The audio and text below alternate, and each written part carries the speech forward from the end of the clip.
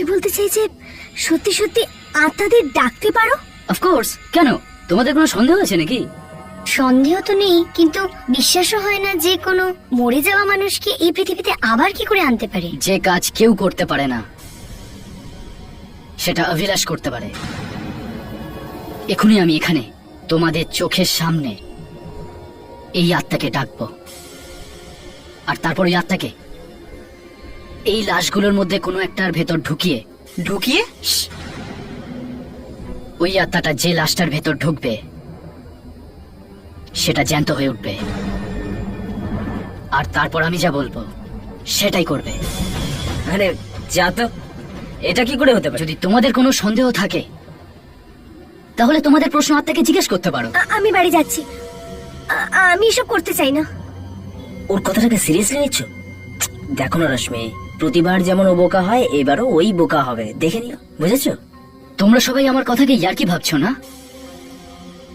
ঠিক আছে, দেখবে আমার বলা সব কথা এক্ষুনি সত্যি হয়ে যাবে।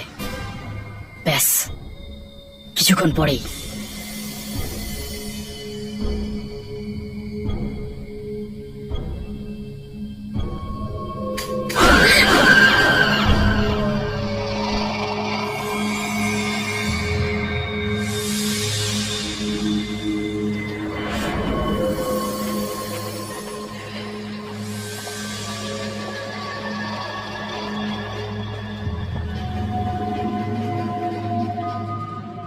আমার সাথে এসব আগেও হয়েছে।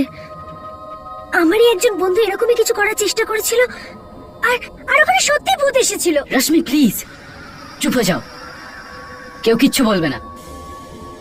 আমি আত্মাকে ডাকছি, ও এখানেই কোথাও আছে। আসো আসো,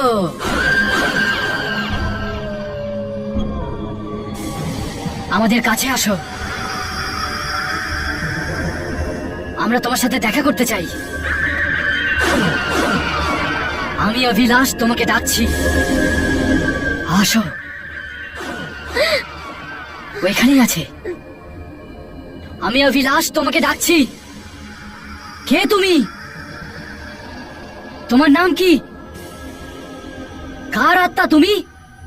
আমি মানবের চপরাশির আত্মা। আমাকে ডক্টর সংকেত বের করে দিয়েছিল।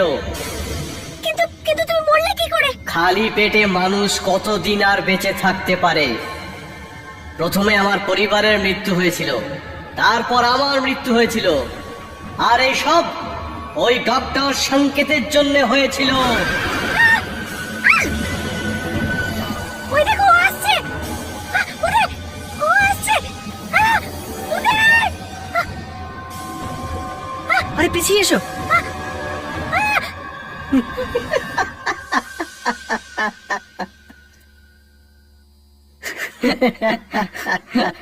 বিজয়, তুমি? ভয় পেয়ে গেছে। অভিলাষ, তোমরা সব কটা ভীতু বোকা। আমি তোমাদের সামনে স্ট্রেচারে শুলাম আর চাদর মুড়ি দিলাম, তারপরে তোমরা আমাকে দেখতে পেলে না। কিন্তু ভাই, ডক্টর সংকেতের যুগটা ভালো ছিল, সিরিয়াসলি। কিন্তু এই আইডিয়া তো আমার ছিল ইয়ার। আর বিজয়, তুই হাসলি কেন?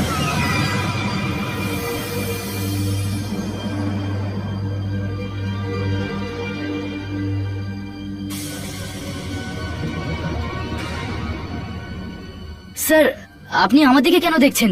আমি কি করলাম? হ্যাঁ, তুমি তো খুব ভালো। তুমি তো জানোই না এখানে কি হচ্ছে, তাই না? তোমরা সব বাইরে যাও।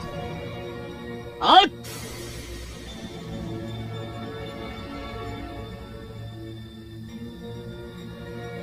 তোমায় আলাদা বলতে হবে। আউট!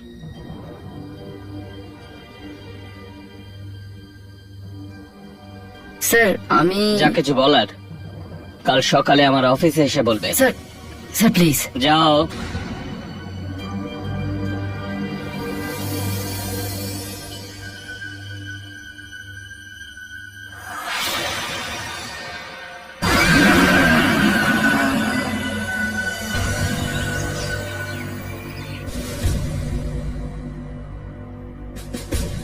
স্যার, স্যার আমি ভেতরে আসতে পারি স্যার?